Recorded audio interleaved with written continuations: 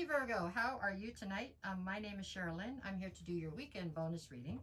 This one is going to be for the 11th, 12th, and 13th of April, which I believe is Friday, Saturday, and Sunday, I hope. We're going to do it like usual. We will pull 2 cards for each of the 12 signs. When I call out a sign, whoever comes to your mind first is who we're talking about. Gives you some sort of a heads up as to what the current dynamic is between the two of you, I guess. At the bottom, we'll pull 2 cards for Friday, Saturday, and Sunday, trying to give you some insight into what might be coming towards you this weekend. Maybe it'll make it a little easier for you to navigate, okay? That's the hope anyways. All right, this one is going to be for my Virgos. All right, y'all, let's see what we get. Okay, if you are a Virgo dealing with an Aries, I have the 3 of Cups and the 6 of Swords.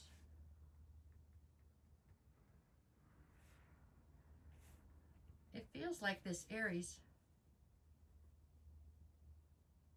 came into your life for some reason, causing a bit of turmoil, is how I see this.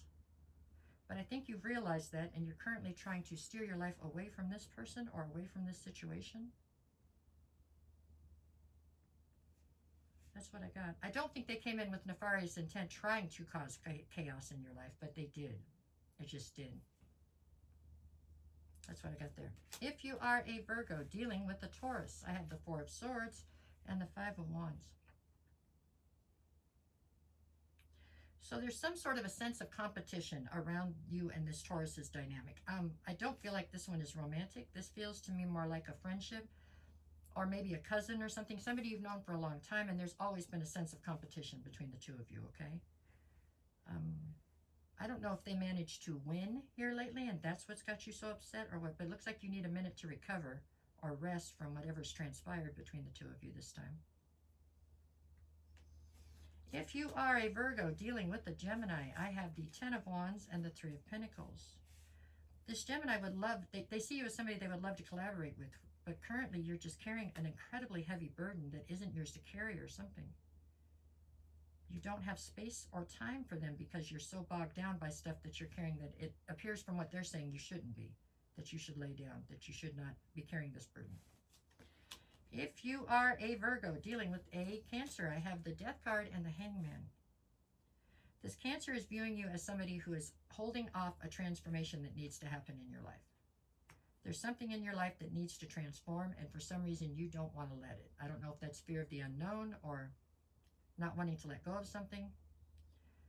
This Cancer doesn't feel romantic either. This feels like somebody who has much emotion for you, but it's not romantic. It's just concern. That's what I got there. If you are a Virgo dealing with a Leo, I have the 9 of Pentacles and the 10 of Cups.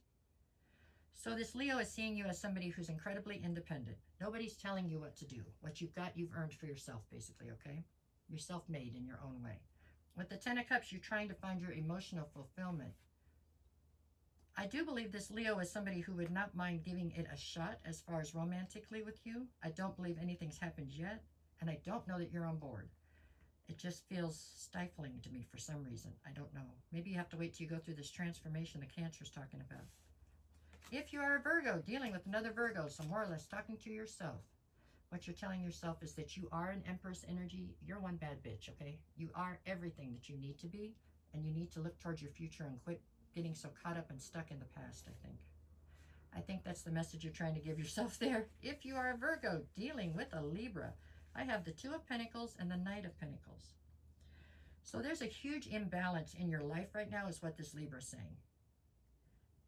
And it's being perpetuated or pushed forward and made worse by the fact that you just constantly think about what you want to do, but you don't put a lot of practical action behind it, okay? It's out of fear that things aren't going to work out or that you haven't made your mind up in a truly decisive way, but it's something that you have to stop doing because it's causing you more grief than it is good in the end. You'd be better off to make the wrong decision and go forward with it than to continue to stay wishy-washy where you are right now, is the advice that's coming through from the Libra, okay? This is obviously a friend of yours. That's how it feels. If you are a Virgo dealing with a Scorpio, I have the 4 of Cups and the 3 of Swords.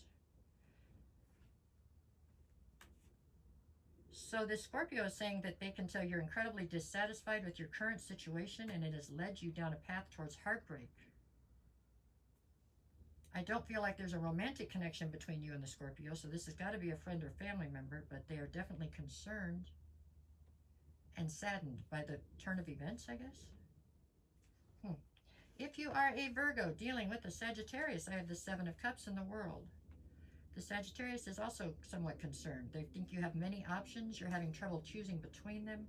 And in the process, you've allowed a cycle to close out that not everybody's so sure you should have let close out. That's what I'm getting here. If you are a Virgo dealing with a Capricorn, I have the Knight of Cups and the Nine of Cups. This Capricorn absolutely sees you as wish fulfillment. With the Knight of Cups here, they would love to come in and help save the day or help save you from yourself, it looks like. That's what I got on that one. If you are a Virgo dealing with an Aquarius, I have the Chariot and the Lovers. So this Aquarius is viewing you as somebody who's quite confused when it comes to love right now and definitely needs forward motion. It's another person saying you're being very stagnant. A lot of thinking about stuff and not doing it. You need to do what you need to do, I guess.